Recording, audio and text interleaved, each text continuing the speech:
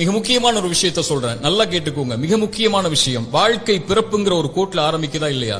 அந்த பிறப்புங்கிற கோட்ல ஆரம்பிச்ச மாதிரியே மறுபடியும் மரணம்ங்கிற அதே கோட்ல வந்து முடியும். பிறக்கும் போது எப்படி ஒண்ணும் இல்லாம வந்தானோ அது போல மரணிக்கும் போதும் ஒண்ணுமே இல்லாம எல்லாத்தையும் விட்டுட்டு போயிருவான். அவனுடைய செல்வம், சொத்து, குடும்பம், குழந்தை எல்லாத்தையும் விட்டுட்டு ஒண்ணும் இல்லாம பிறந்தது மாதிரியே போய் சேர்ந்துருவான்.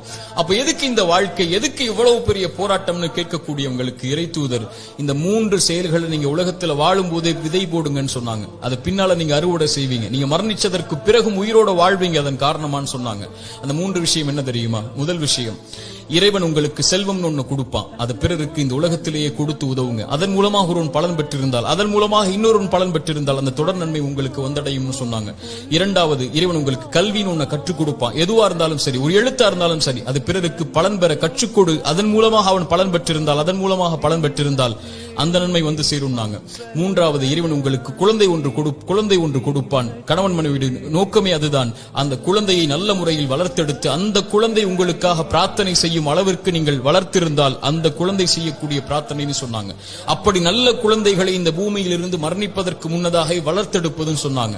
இந்த 3 விஷயத்தை யார் இந்த பூமியில் மரணிப்பதற்கு முன்னதாகவே உலகத்தில் விதை போடுவாரோ அவர் மரணித்ததற்கு பிறகும் அதை அறுவடை செய்து கொண்டு இந்த உலகத்தில் உயிர் வாழ்ந்து கொண்டே இருப்பார், இந்த உலகம் அழியும் வரைன்னு சொன்னாங்க.